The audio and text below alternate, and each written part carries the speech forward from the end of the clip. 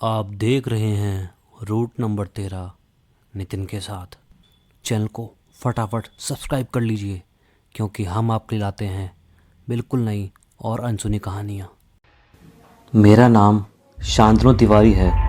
मैं लुधियाने के air force station के पास रहता हूँ। मैं जो बात आपको बता रहा हूँ ये तब की है जब मैं 10th क्लास में था।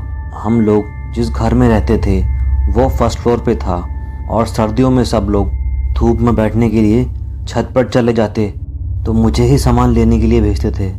लेकिन मैं जब भी अकेला घर में जाता था तो मुझे ऐसा लगता था जैसे कोई मुझे देख रहा है।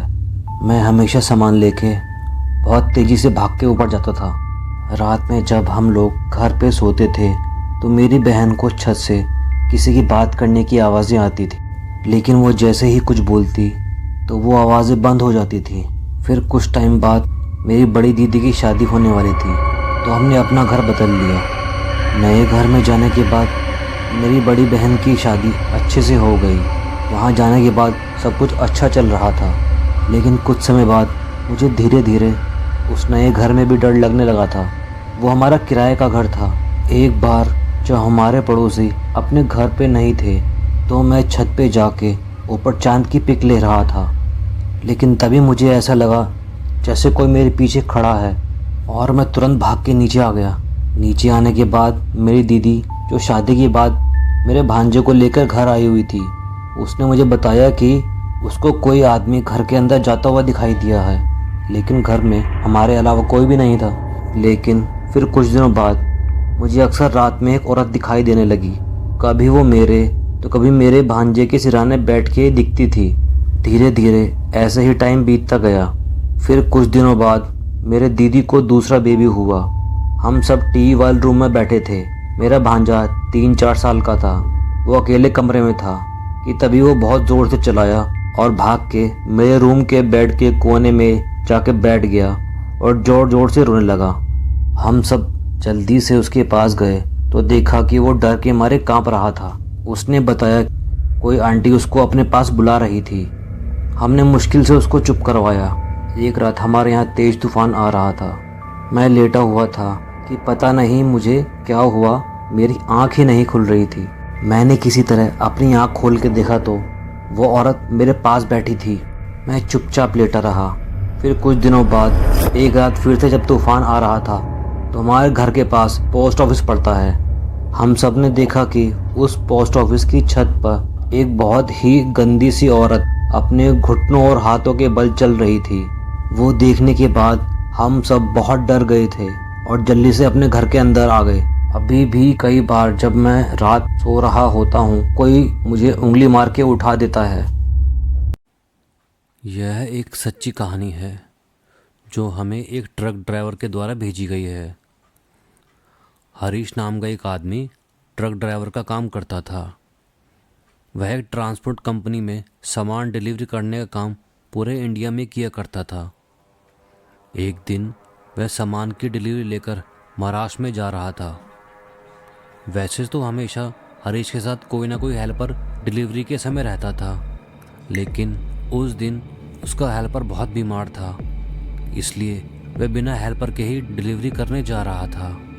क्योंकि हरीश को उस सामान की बहुत जल्दी क्लाइंट को डिलीवरी देनी थी, इसलिए वह बहुत जल्दी में था। रास्ते में शाम को वह एक ढाबे पर रुका जहां उसने भरपेट खाना खाया और बहुत ही जल्दी से वहां से निकल गया। आगे वह जिस रास्ते पर जा रहा था वह पूरा सुनसान था। अब शाम ढल चुकी थी और रात हो गई थी। कुछ दूर सड़क पर जलते हुए हरीश को रास्ते के किनारे पर एक ट्रक पलटा हुआ दिखाई दिया, जिससे उस ट्रक का सारा सामान बाहर बिखरा पड़ा था। लेकिन काफ़ी अंधेरा होते हुए भी उस ट्रक की हेडलाइट और टेल लाइट जल रही थी। हरीश ने ऐसी स्थिति में उस ट्रक ड्राइवर की मदद करने के लिए अपना ट्रक रोक लिया। हरीश ने पास जाकर उस ट्रक के कैबिन में देखा, लेकिन उस ट्रक में ना तो कोई ड्राइवर ना ही कोई हेल्पर नज़र आया। उस ट्रक के आगे का शीशा टूटा हुआ था और आगे वाला हिस्सा अंदर धंसा हुआ था, जो देखने में ऐसा लग रहा था कि ट्रक किसी खंभे से टकराया है, लेकिन वहाँ पर तो ऐसा कोई खंभा नहीं था। रास्ते के एक तरफ खाई और दूसरी तरफ घना जंगल था। उसने सोचा कि इस ट्रक की ऐसी हालत है कि इसकी सूचना मुझे अपने मालिक को देनी चाहिए, शायद वे इसकी कुछ मदद कर देंगे। तभी उसने अपने मालिक को फ़ोन मिलाया। मालिक ने हरीश से उस ट्रक का नंबर मांगा। मालिक ने हरीश से कहा वह इसकी सूचना पुलिस को देगा। इसके बाद हरीश अपने ट्रक पर वापस जाने लगा। तभी उसके पैरों के नीचे कुछ आया। जब उसने ध्यान से देखा तो वह खून से सना मांस का एक लोथड़ा था। इसके बाद हरीश अपने ट्रक पर वापस जाकर वहाँ से एक टॉर्च लाइट लेकर आया। उसने टॉर्च लाइट जैसे ही ड्राइवर की सीट के नीचे मारी तो वहाँ बहुत सारा खून बिखरा पड़ा था, जिससे हरीश बहुत डर गया था। तभी उसके पास के जंगल की झाड़ियों से सरसराने की आवाज़ें आईं। हरीश ने जैसे ही झाड़ी पर टॉर्च मारी तो उसको 2 लाल रंग की आंखें चमकती हुई नजर आईं। वहाँ एक 10 फुट का जानवर की शक्ल का जीव था। वह जैसे ही हरीश की तरफ लपका, हरीश बड़ी तेजी से ट्रक की तरफ भागा और अपना ट्रक स्टार्ट करके भगा दिया। हरीश की सांसें अब भी फूल रही थी कि उसी डरावने जीव के सामने आने की वजह से वह ट्रक पलटा होगा और उसी डरावने जीव ने ट्रक ड्राइवर और हेल्पर को मार दिया होगा। हरीश डिलीवरी करने के बाद भी उसी रास्ते से आया, लेकिन अब दिन का समय था और अब की बार उसने रुकने की बिल्कुल भी नहीं सोची और सीधा अपने रास्ते पर बढ़ता गया।